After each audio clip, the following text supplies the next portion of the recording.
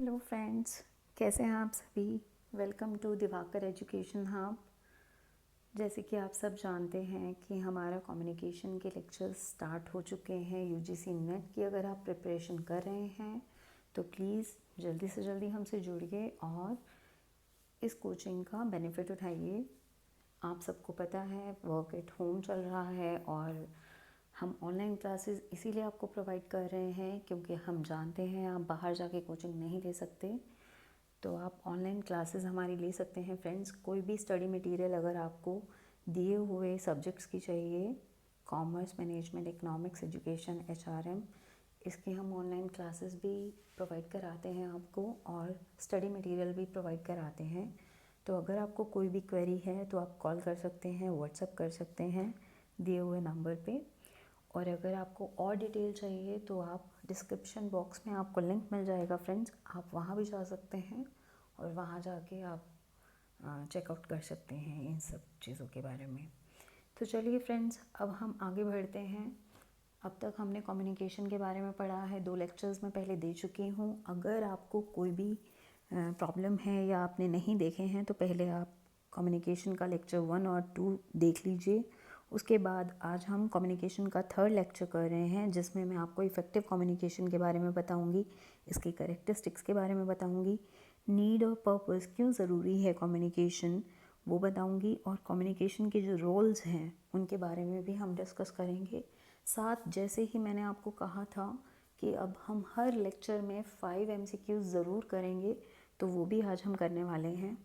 तो चलिए friends, without any delay हम स्टार्ट करते हैं आज का लेक्चर। उससे पहले मैं आपको बताना चाहूँगी मेरा नाम नैन्सी है और मैं यूजीसी नेट पेपर 1 और कॉमर्स दोनों की कोचिंग देती हूँ फ्रेंड्स।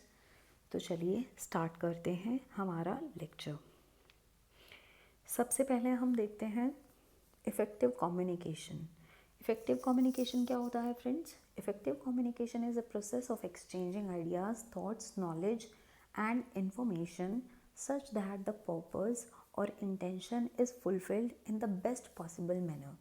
अब जानते हैं कम्युनिकेशन क्या होता है। कम्युनिकेशन एक प्रोसेस है जिसमें हम अपने आइडियाज़, थॉट्स, नॉलेज, इन्फॉर्मेशन सभी एक्सचेंज करते हैं। बट कम्युनिकेशन को इफ़ेक्टिव बनाने का मतलब क्या है फ्रेंड्स?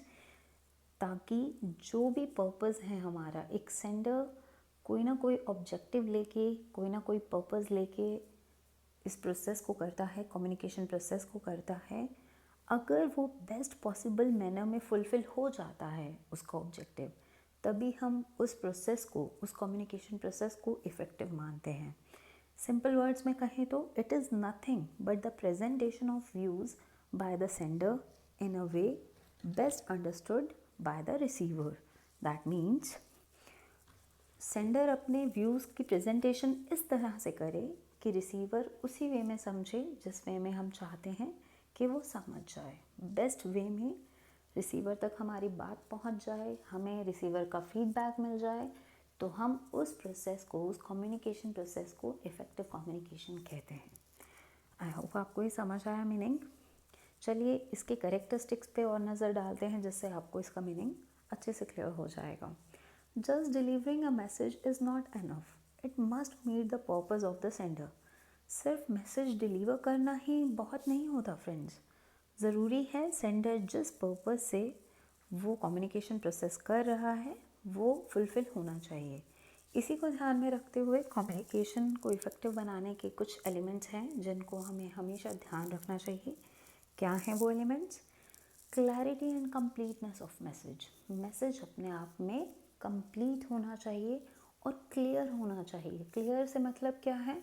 साफ होना चाहिए ऐसा तो नहीं। मैसेज का क्लियर होने का मतलब लैंग्वेज उसकी अप्रोप्रिएट हो, प्लस जिस वे में हम पहुंचाना चाहते हैं रिसीवर तक, उसी वे में रिसीवर उसको ले। तो क्लियर होना चाहिए, क्या व्यू के साथ हम अपना मैसेज दे रहे हैं वो व्यू क्लियर होना चाहिए रिसीवर को। That is called clarity and completeness of message. Second one is adequate briefing of the recipient. Recipient की ब्रीफिंग होनी चाहिए। ब्रीफिंग से मतलब क्या है हमारा? ब्रीफिंग से मतलब जो रिसीवर है वो अपना फीडबैक भी हमें प्रोवाइड करे, तभी कम्युनिकेशन जो है इफ़ेक्टिव माना जाता है। Clear? Third one is correct idea of objectives. आपके ऑब्जेक्टिव्स का क्लियर एक व्यू होना चाहिए, करेक्ट आइडिया पहुंचना चाहिए रिसीवर तक, ठीक है। मतलब आपको अपने माइंड में, एक सेंडर को अपने माइंड में पता होना चाहिए कि उसका ऑब्जेक्टिव क्या है और किस पर्पस से वो मैसेज को ट्रांसफ़र कर रहा है। Next is integrity and consistency. Integrity क्या होता है फ्रेंड्स? मतलब एक ऑनेस्टी होनी चाहिए। सेंडर और रिसीवर दोनों के लिए बातें हैं कि एक ऑनेस्टी भी होनी चाहिए, कंसिस्टेंसी यानी उनके बिहेवियर में, उनके ओपिनियंस में, स्टैंडर्ड्स में कोई फ़र्क नहीं आना चाहिए, सेम लेवल पे बातें होनी चाहिए। Fifth one is motivation. जहाँ ज़रूरत है वहाँ मोटिवेट भी करना चाहिए। सपोज़ एक ऑर्गेनाइजेशन में हम काम कर रहे हैं और वहाँ पे सेंडर कौन है? Top level management. और वो रिसीवर कौन हुआ वहाँ पे? एम्प्लॉयज़। सपोज़ करिए वहाँ रिसीवर हैं, उन्होंने कोई इंस्ट्रक्शंस पास ऑन किए, तो साथ में उन्हें मोटिवेट भी करना चाहिए कि आपको ये ऑब्जेक्टिव फुलफ़िल करना है। सिर्फ ये कह देने से काम नहीं होता फ्रेंड्स, उन्हें मोटिवेट भी करना चाहिए अपने एम्प्लॉयज़ को। Proper feedback. एक इफ़ेक्टिव कम्युनिकेशन तभी होता है जब प्रॉपर फीडबैक हमें रिसीवर से मिलता रहे।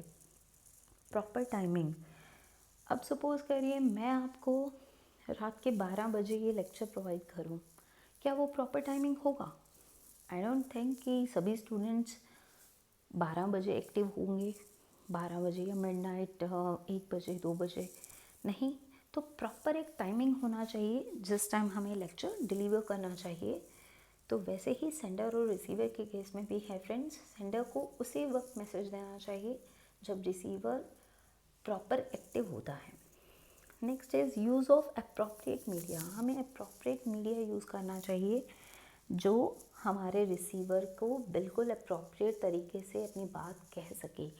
सपोज़ हम टेलीफोन से अपना मैसेज दे रहे हैं और नेट पैक हमारा ख़त्म हो जाता है या फिर हमारा बैलेंस ख़त्म हो जाता है, तो क्या वो अप्रोप्रिएट मीडिया कहलाएगा? नहीं। आपको कोई भी बीच में नॉइज़ नहीं चाहिए, मतलब कोई डिस्टर्बेंस नहीं चाहिए, तो हमें अप्रोप्रिएट मीडिया अकॉर्डिंगली चूज़ करना चाहिए। Next one is use of informal communication. Formal के साथ साथ इनफॉर्मल कम्युनिकेशन का भी बहुत महत्व है फ्रेंड्स। कई बार क्या होता है, अगर ऑर्गेनाइजेशन की हम बात करें वहाँ फॉर्मल तरीके से बात कह दी जाती है, बट यहाँ इसका मतलब ये है कि फॉर्मल के साथ साथ इनफॉर्मल भी हमें यूज़ करना चाहिए कम्युनिकेशन। जानना चाहिए हमारे वर्कर्स को क्या प्रॉब्लम है, उनको क्या चीज़ की रिक्वायरमेंट है, ठीक है। तो ये करने से, कम्युनिकेट करने से प्रॉब्लम सॉल्व हो जाती हैं friends. Next one is flexibility. Communication process में हमेशा फ्लेक्सिबिलिटी होनी चाहिए। फ्लेक्सिबिलिटी क्यों ज़रूरी है? सपोज़ आपको लग रहा है कि कहीं कोई बात हमारी ऊपर नीचे हो गई या कोई बात नहीं समझ में आई, तो वहाँ हम उसको फ्लेक्सिबल बना सकते हैं और बात को दूसरे तरीके से समझा सकते हैं ताकि बेस्ट मैनर में वो हमारी बात रिसीवर तक पहुँच जाए और हमारा कम्युनिकेशन प्रोसेस इफ़ेक्टिव बन जाए। आई होप आपको ये एसेंशियल कैरेक्टरिस्टिक्स जो हैं इफ़ेक्टिव कम्युनिकेशन के वो समझ में आए हैं। नेक्स्ट चलते हैं हम नीड और purpose of communication. Friends, communication ज़रूरी ही क्यों है? अगर मैं आपसे पूछूं क्या नीड है, क्या पर्पस है कम्युनिकेशन का? The main purpose of communication is to effect change in someone. हम किसी में कुछ चेंज ला रहे हैं। It enables us to understand others and to make ourselves understood।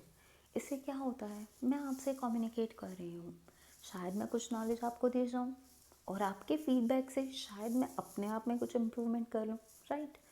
तो ये हमें इनेबल करता है टू अंडरस्टैंड अदर्स। मैं आपको अच्छे से समझ पाऊँगी और ख़ुद को आप तक पहुँचा के, अपनी बात आप तक पहुँचा के आप लोगों को भी हेल्प कर पाऊँगी। टू मेक आवरसेल्व्स अंडरस्टूड, हम खुद को भी आपको समझाने में हेल्प करते हैं और आप लोगों को भी समझने में हेल्प होती है। Without communication we can't live or work together in an organized way. अब सपोज़ करिए आप किसी क्लास में बैठे हैं, किसी से बात नहीं करते हैं, तो क्या आप ऐसे रह पाएंगे? या फिर आप सपोज़ करिए आप एक फ्रेंड सर्कल में हैं, आप चुप हैं, कोई आपसे बात नहीं करता, आप पूरे कॉलेज में किसी से भी बात नहीं करते या कोई आपसे बात नहीं करता, तो आप कितने दिन रह पाएंगे वहाँ? बहुत मुश्किल है ना। और अगर घर में इसी चीज़ को हम सोचें, आप फैमिली में हैं, अभी तो क्वारंटाइन लाइफ जी रहे हैं, तो अगर फैमिली मेम्बर्स कोई भी आपसे बात नहीं करे, आप एक रूम में बैठे रहें, तो क्या आप टाइम पास कर पाएंगे अपना? बिल्कुल भी नहीं। We can't live. कम्युनिकेशन तो एक ऐसी चीज़ है जो वर्क में और फैमिली में हम करते ही रहते हैं। The basic purpose of communication is to facilitate the organisation. अगर ऑर्गेनाइजेशन के व्यू से सोचें फ्रेंड्स, तो वहाँ कम्युनिकेशन की इसीलिए ज़रूरत है क्योंकि वहाँ पे हमें एज अ सिंगल मेंबर और एज अ होल हमें ऑर्गेनाइजेशन का भी सोचना होता है और एक सिंगल मेंबर, क्योंकि हर एम्प्लॉय की अपनी कुछ रिस्पॉन्सिबिलिटीज़, ड्यूटीज़ होती हैं और कुछ ना कुछ गोल्स होते हैं कि जो हमें अचीव करने होते हैं। और ऑर्गेनाइजेशन की तरफ से सोचें एज ए होल, हम मिलकर सब एक कॉमन ऑब्जेक्टिव के लिए काम करते हैं।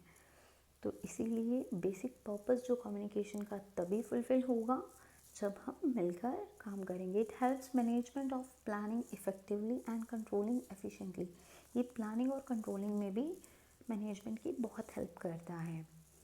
तो यहाँ पे जॉन जी क्लोवर हैं जिन्होंने कुछ इम्पॉर्टेंट पर्पसेस कम्युनिकेशन के बताए हैं। ऑर्गेनाइजेशन व्यू की तरफ से हम देख रहे हैं फ्रेंड्स इसको, तो आप उसी वे में इसको समझिएगा। To keep employees informed, employees को इंफॉर्मेशन प्रोवाइड करते रहना, ये एक पर्पस होता है कम्युनिकेशन का ऑर्गेनाइजेशन में। To provide employees with orders and instructions in connection with the duties, regular तौर पे उनको हम ऑर्डर्स और इंस्ट्रक्शंस प्रोवाइड करते हैं ताकि वो अपनी ड्यूटीज़ अच्छे से कर पाएँ। कौन प्रोवाइड करता है उन्हें और orders and instructions? Top level management, वहीं से आती है ना। To make to solicit information from employees which में एड मैनेजमेंट। सॉलिसिट क्या होता है फ्रेंड्स? सॉलिसिट का मतलब एम्प्लॉयज़ से इंफॉर्मेशन गेन करना, उनसे पर्सनली तौर पे भी इंफॉर्मेशन गेन करना जो हमें बाद में मैनेजमेंट को हेल्प कर सकती है डिसीजंस वगैरह लेने में। To make each employee interested in his respective job and in the work of the company as a whole. जैसे मैंने आपको बताया, उस चीज़ के लिए, कॉमन ऑब्जेक्टिव को फुलफ़िल करने के लिए हमें चाहिए कि एम्प्लॉय अपनी जॉब में इंटरेस्टेड हो, उसको ऐसा बनाएं हम। वो कैसे इंटरेस्टेड होगा अपनी जॉब में? अगर उन्हें अच्छे वेजेस मिलेंगे या फिर अगर उन्हें कोई ट्रेनिंग की, मोटिवेशन की ज़रूरत है, तो अगर हम वो टाइम टू टाइम प्रोवाइड कर रहे हैं तो वो और अच्छे से काम करेंगे और हमारा जो ऑब्जेक्टिव है, कंपनी का, ऑर्गेनाइजेशन का जो ऑब्जेक्टिव है, वो फुलफ़िल अच्छे से हो पाएगा। To express management's interest in its personal, management भी इंटरेस्टेड है अपने पर्सनल में। यहाँ पे हम लेते हैं फ्रेंड्स उनका वर्क फोर्स, यानी जो उनके वर्कर्स हैं, एम्प्लॉयज़ हैं, वो भी उसमें इंटरेस्टेड होते हैं, ये उन्हें रियलाइज़ कराना। टू रिड्यूस और prevent labour turnover, labour turnover को रिड्यूस करना या बिल्कुल ही रोक देना, ये भी एक इम्पॉर्टेंट पर्पस होता है कम्युनिकेशन का। To instil each employee with personal pride in being a member of the company, company की वो पर्सनल प्राइड है। पर्सनल मतलब जो बोलते हैं हम कि एम्प्लॉय को ये एहसास कराना कि वो कंपनी का एक इम्पॉर्टेंट पार्ट है, इम्पॉर्टेंट हिस्सा है, वो अपने आप में, ताकि और रिस्पेक्टफुल फील करें कि yes, I am an important part of the company. उन्हें ये रियलाइज़ कराएंगे हम तो वो और अच्छे से अपना जॉब करेंगे, अपना काम करेंगे। ठीक है फ्रेंड्स, आई होप आपको ये समझ आया। नेक्स्ट चलते हैं फ्रेंड्स कम्युनिकेशन रूल्स पे। हर इंडिविजुअल जो ऑर्गेनाइजेशन में काम कर रहा है, कोई ना कोई रोल प्ले करता है फ्रेंड्स। इसको हम 4 तरह से देखेंगे कम्युनिकेशन के रोल्स। कम्युनिकेटर रोल्स भी कह सकते हो आप। क्या क्या रोल्स एक person as a communicator play करता है, उसके बारे में हम पढ़ेंगे। Every individual working in an organisation takes part in the communication process. हर इंडिविजुअल, जैसे आप जानते ही हो, कम्युनिकेशन प्रोसेस में हिस्सा लेता ही लेता है किसी ना किसी वे में. His communication role indicates the specific role he serves in an organization's network. Organisation network में वो किस तरह से वो सर्व कर रहा है, कौन सा स्पेसिफिक रोल निभा रहा है, इनके बारे में हम जानेंगे. Robert P Vecchio has specified 4 such communication roles. जो रॉबर्ट हैं उन्होंने 4 ऐसे कम्युनिकेशन रोल्स स्पेसिफाई किए हैं. कौन कौन से हैं वो 4 रोल्स हम देखते हैं. First one is gatekeeper. Gatekeeper से आप सोचेंगे कि हाँ जी जो पहरेदार हैं गेट पे खड़े रहते हैं, वो नहीं. यहाँ अगर कम्युनिकेशन रूल्स की हम बात कर रहे हैं फ्रेंड्स, गेट कीपर से मतलब है जिसके पास पावर है, जिसके पास होल्ड है कि वो इन्फॉर्मेशन को जाने या आने से रोक सकता है. एग्जाम्पल के तौर पे मैं आपको बताऊँ तो कंपनी सेक्रेटरी है, हमारा कोई पर्सनल असिस्टेंट होता है किसी मिनिस्टर का, या फिर हमारा कोई पर्सनल सेक्रेटरी है. हम उसको कोई भी इंस्ट्रक्शंस देते हैं तो वो सबको पास ऑन कर देता है, या सभी इंस्ट्रक्शंस देते हैं कि हाँ जी हमें मिनिस्टर से मिलना है, हमें ये काम है, हमें वो काम है. तो उसके हाथ में होल्ड है आपकी इंफॉर्मेशन का कि कौन सी बात मिनिस्टर तक कब पहुंचानी है, उसके हाथ में होल्ड है. That is called gatekeeper. पढ़ते हैं आइए. A gatekeeper is a person in the communication process who passes information to others और controls messages. जैसे मैंने आपको बताया वो इंफॉर्मेशन को पास भी करता है और मैसेजेस को कंट्रोल भी करता है. Common example of gatekeepers are personal assistants and secretaries to executives. Okay, clear हुआ आपको. Gatekeepers should have the ability to control the information or time its release so as to influence the final decision. उसके ही decision पे final decision influence होता है friends, क्योंकि उसके पास ability है messages को कंट्रोल करने की भी और इन्फॉर्मेशन को पास करने की भी. आई होप आपको ये समझ आया. Second one is sorry friends,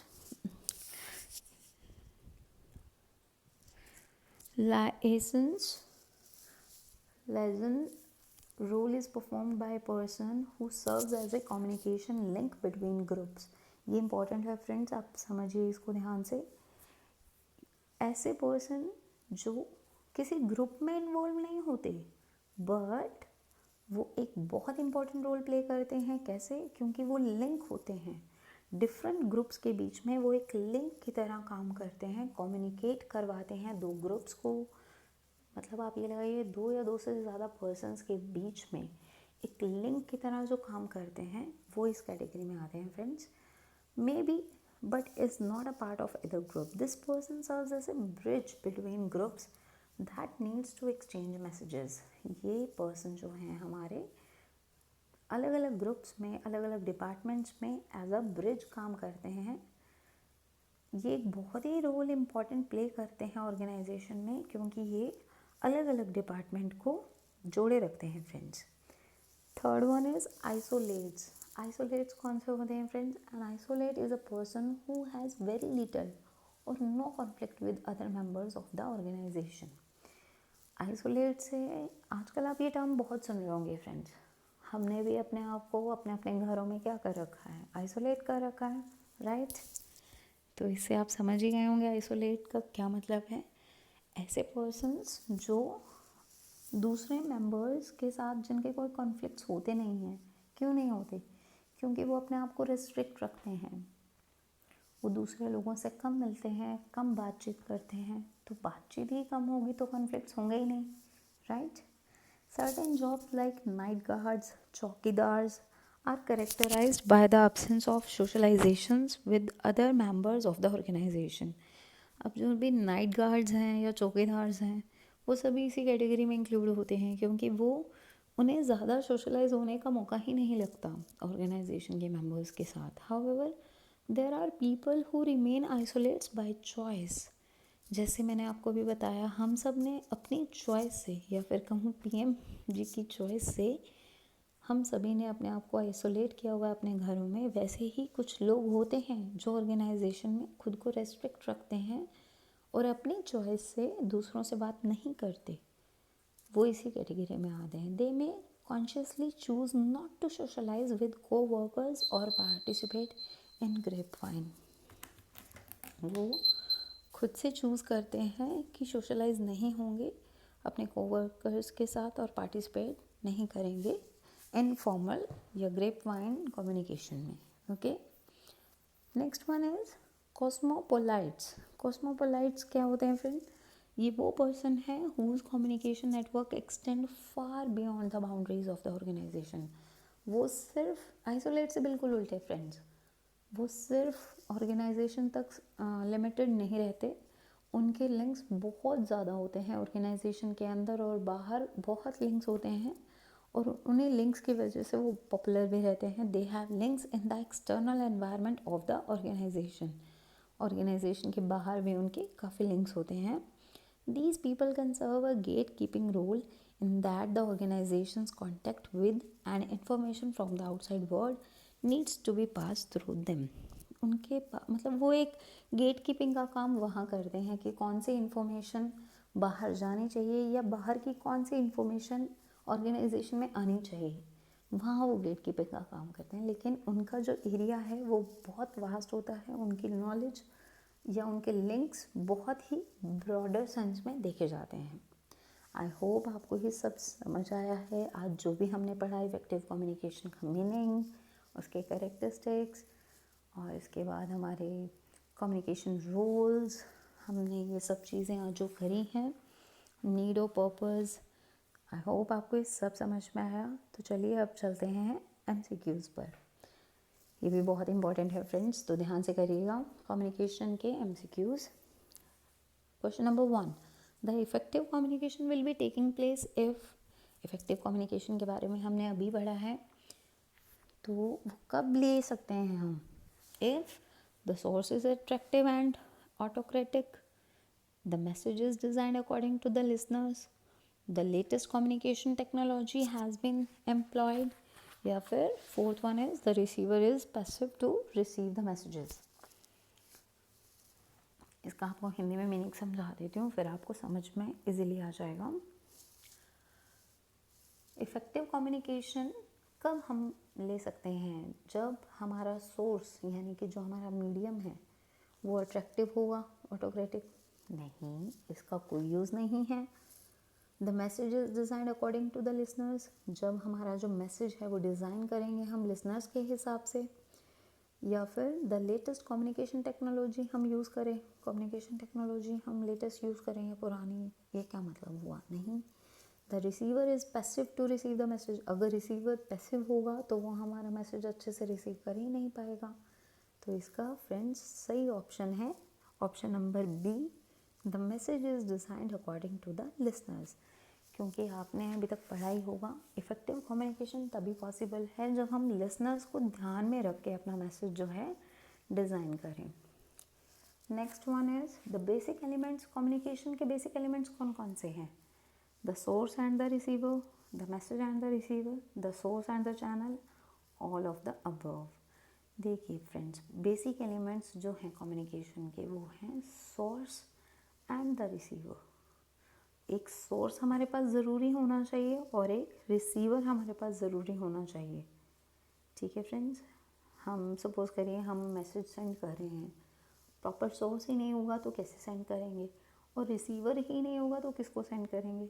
तो इसीलिए कम्युनिकेशन अगर आपको करना है तो ये दोनों चीज़ें आपको अवेलेबल ज़रूरी होनी चाहिए. इफ़ेक्टिव कम्युनिकेशन पे फिर से एक क्वेश्चन है friends. An effective communication produces an receiver. एक इफ़ेक्टिव कम्युनिकेशन रिसीवर में क्या प्रोड्यूस करता है? हैप्पीनेस, एक्सेप्टेंस, या फिर it's access to other people, या थिंकिंग. क्या प्रोड्यूस करता है friends? Right option is B, acceptance. कैसे? हैप्पीनेस करे नहीं करे. देखिए अब सपोज करिए PM जी ने हमें बोला कि हाँ जी लॉकडाउन बढ़ा दिया जाएगा, हर कोई तो खुश नहीं है, तो हैप्पीनेस तो नहीं हुई. It's access to other people. आप किसी को बताएं नहीं बताएं, सबको मालूम ही है वो चीज़. ठीक है, तो वो भी नहीं इतना होता. थिंकिंग, हाँ सोच रहे हो आप, बट इफ़ेक्टिव कम्युनिकेशन उसमें कैसे होगा? एक्सेप्टेंस.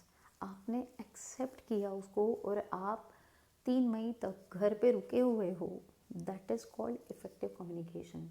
वो जो चाहते थे हम वो कर रहे हैं, उसकी एक्सेप्टेंस हो गई है रिसीवर के थ्रू, तो वो क्या हो गया है, इफ़ेक्टिव कम्युनिकेशन बन गया है। इसीलिए इसका ऑप्शन हमारा बी आएगा फ्रेंड्स। नेक्स्ट क्वेश्चन देखते हैं। The way through which message passes, किसके थ्रू पास होता है, ये तो बहुत ईजी है, ए चैनल है ना, आप सभी को पता ही है, चैनल के थ्रू ही पास होता है message. Transmission medium, transmission channel, transmission system, ये आपको सिर्फ कंफ्यूज करने के लिए लिखा है उन्होंने। इसका ऑप्शन ए ही करेक्ट ऑप्शन है। Next one is, in a process of communication the final objective of feedback is, communication का प्रोसेस हम पढ़ चुके हैं फ्रेंड्स।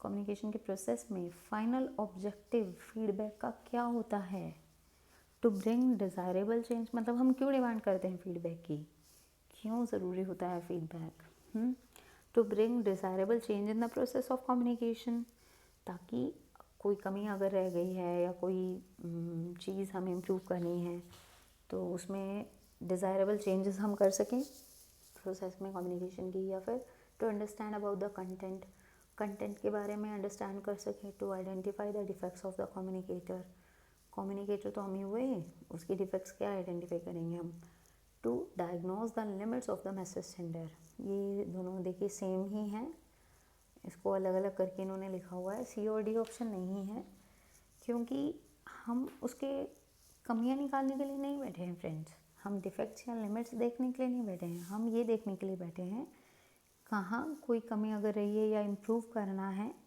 तो उसमें डिज़ायरेबल चेंजेस किए जा सकें। तो इसका ऑप्शन ए ही करेक्ट ऑप्शन है। आई होप फ्रेंड्स आप आज का लेक्चर आपको यूज़फुल रहेगा। तो आप इस पे काम कीजिए फ्रेंड्स और अपने अच्छे से प्रैक्टिस करिए। रोज़ मैं तो बोलूँगी आपको जितने भी टॉपिक्स हैं रोज़ 5 क्वेश्चंस अगर आप सबके निकालते हैं तो बहुत अच्छी प्रैक्टिस आपकी हो जाने वाली है। तो देर मत कीजिए, और अगर आपने प्रिपरेशन अब तक स्टार्ट नहीं करी है तो स्टार्ट कर दीजिए। ठीक है फ्रेंड्स, हम मिलते हैं फिर नेक्स्ट लेक्चर में। तब तक अपना ध्यान रखिए, सेफ रहिए, घर पे रहिए और